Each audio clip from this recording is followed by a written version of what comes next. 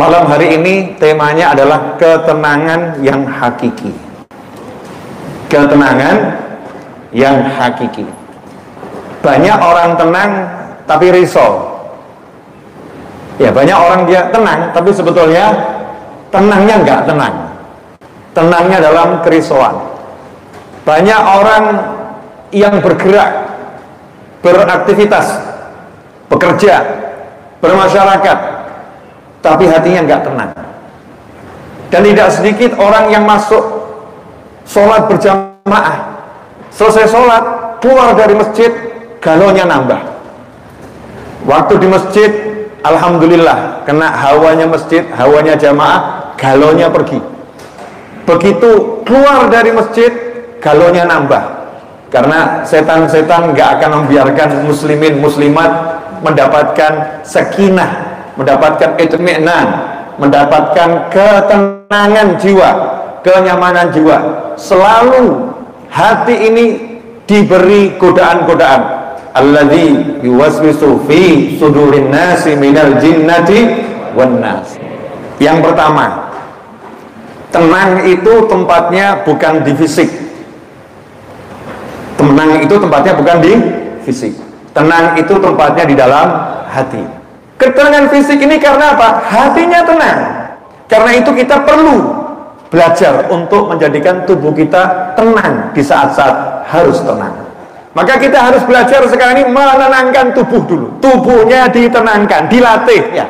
Tapi ketenangan tubuh, ketenangan fisik ini sekarang diabaikan. Dalam kehidupan kita nggak mendapatkan ketenangan. Kenapa? Karena di saat-saat harus tenang bersama Tuhanmu, engkau memikirkan selain Tuhanmu.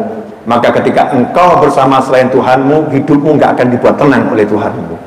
Ya, ketenangan yang hakiki diawali dengan ketenangan tubuhmu di hadapan Tuhanmu. Tenang betul ketika sholat, ketika baca Al-Quran, ketika zikir, tubuhnya itu tenang. Sampai pada satu posisi zikir. Kita kenal zikirnya para sahabat radhiyallahu anhum ajma'in, diceritakan oleh Khalifah Ali bin Abi Thalib karramallahu wajhah. Sahabat itu manusia yang paling tenang tubuhnya ketika sholat, ketika zikir. Tapi kalau zikir kan nggak ada aturan harus diam tubuhnya. Maka ketika sahabat berzikir mendapatkan kenikmatan yang luar biasa, maka kenikmatan itu menjalar ke sekujur tubuhnya. Beliau pun bergoyang, tapi goyangnya goyang orang tenang. Tahu goyang orang tenang? La ilaha illallah, la ilaha illallah. Tubuhnya bergoyangnya seperti pohon yang kena angin, pelan, kecuali anginnya angin lesus ya. Ini maksudnya angin normal gitu. Goyangnya apa? Pelan. Itu namanya goyang yang diizinkan. Karena memang merasakan nikmat yang luar biasa. Kalau kita sudah berjuang melatih diri fisiknya tenang, nanti tiba-tiba hati ini nggak usah diapa-apain, mudah tenang, nggak kemurungsung, hatinya nyantai. Makanya kita ini aneh kalau lihat orang-orang di luar Islam, senam yoga, ya, atau ada orang-orang di luar Islam yang kemudian dia bersila, tubuhnya bisa tenang. Kita heran kok bisa begitu ya. Padahal aturan pertama sholat itu tubuh harus tenang. Kalau kita pelajari syariat Islam, ternyata ketenangan fisik itu sangat ditekankan. Nah, itu udah usah kita bahas. Saya cuma mau kasih tahu bahwasanya syariat Islam itu betul-betul luar biasa, detil. Makanya kalau nanti dikaitkan dengan kemajuan zaman sekarang ini, kita nggak kaget lagi. Oh, di Islam udah diajarkan itu. Oh, semua udah diajarkan oleh Allah. Oh, udah diajarkan oleh Nabi Muhammad SAW. Nggak jadi orang yang gumunan, kata orang Jawa. Tidak gumunan. Jangan gumunan. Kenapa? Di Al-Quran semua udah ada, di hadis Nabi semua udah ada, di ajaran ulama semua sudah ada. Ikhwani rahimakumullah. Itu ketenangan yang paling kecil. Nah, terus ketenangan yang besar di mana? Ini yang sekarang banyak orang kehilangan. Yang kecil aja nggak dapat, apalagi yang besar. Tiba-tiba pagi-pagi kamu dikasih berita bahwasannya uangmu hilang, tidak ada di tempat itu. Nanya, tenang atau remuk? Tenang atau remuk? Remuk. Remuk itu bahasa Indonesianya apa? Lebih dari hancur, remuk gitu ya. Hancur pol. Galau atau enggak galau? Kenapa galau? Uangnya hilang. Galau. Kenapa uang hilang buat kamu galau? Cuma duit kok. Loh, mulai itu. Ini Habibnya aneh juga nih. 100 M lebih. Nah ya, 100 M hilang. Galau. Kenapa uang buat kamu galau? Ini yang harusnya kita tanya sama diri kita. Kenapa kehilangan uang? Kenapa kehilangan pangkat? Kenapa kehilangan sesuatu di diri kita membuat kita galau? Tetapi kehilangan sholat berjamaah nggak membuat kita galau.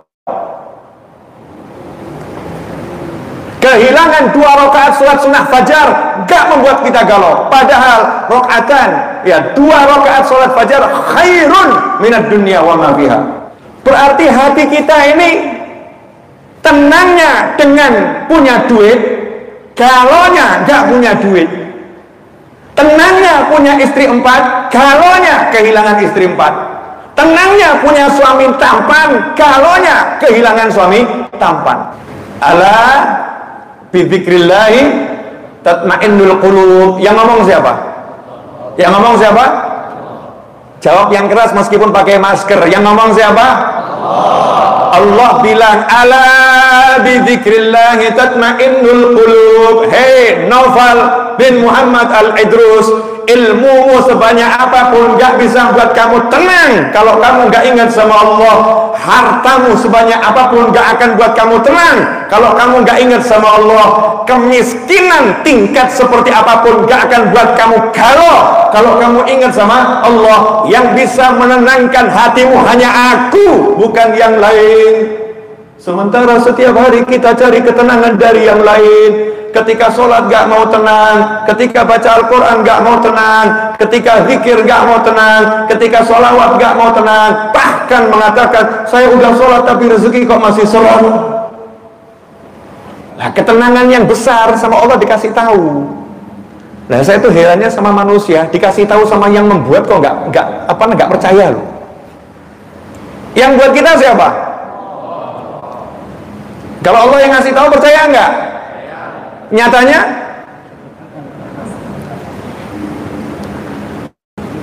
cuman dengan ingat Allah kamu akan tenang. Kamu sebut Allah, ingatkan hatimu, Allah yang bisa memberi saya rezeki, Allah yang bisa nolong saya, Allah yang bisa nyehatin saya, Allah yang bisa mengangkat derajat saya. Allah, Allah, Allah, Allah, Allah.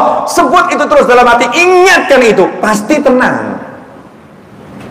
Tapi kalau yang dibuat sandaran itu bukan Allah, qul huwallahu Allahus samad, Allah udah bilang katakan Allah yang maha esa, hanya Allah yang ada.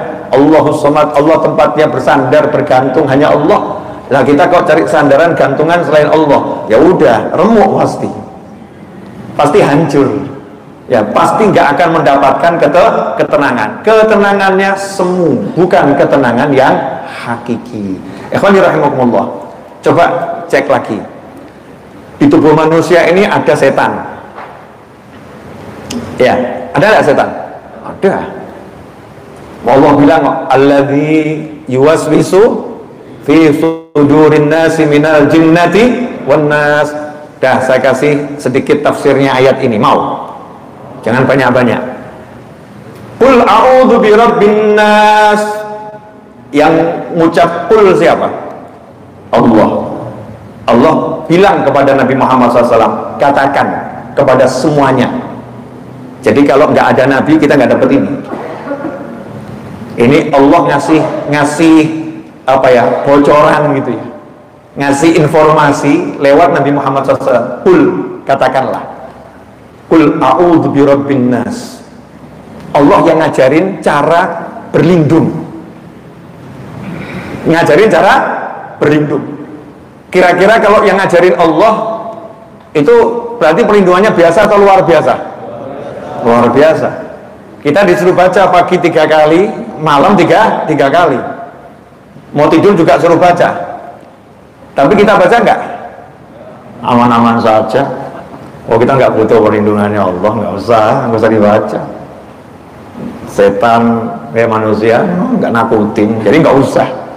Allahnya ngajarin qul a'udzu birabbin nas, malikin nas, ilahin nas.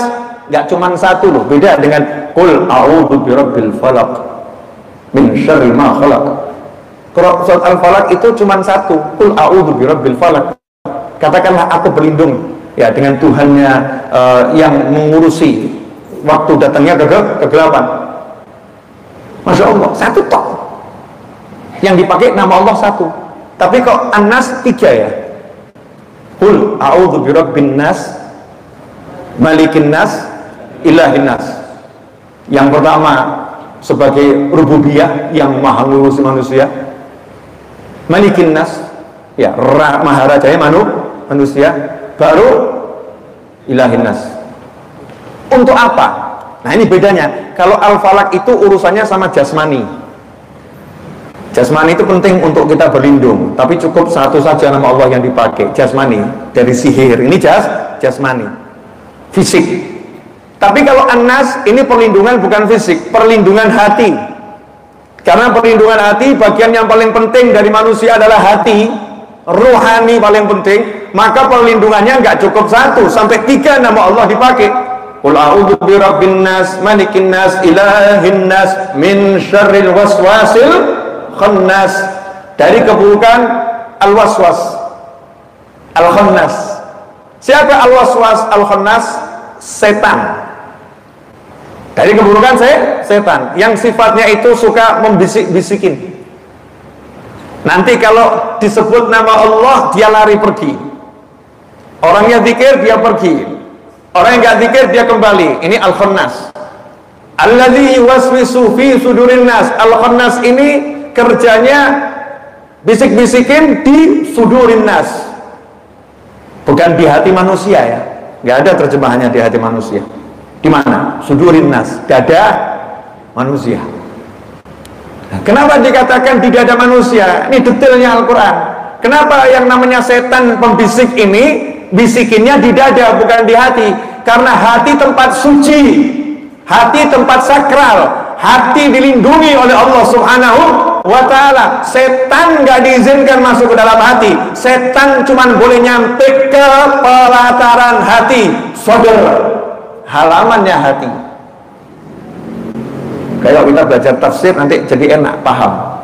Alladzi yuwaswisu fi sudurin nas, di pelataran hati. Setannya datang ke situ di pelataran hati. Ibarat hati itu rumah, setannya di halaman.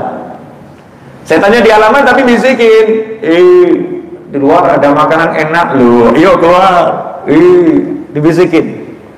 Nah, kalau hati ini mendengarkan, maka setannya akan ngajak temennya yang lain.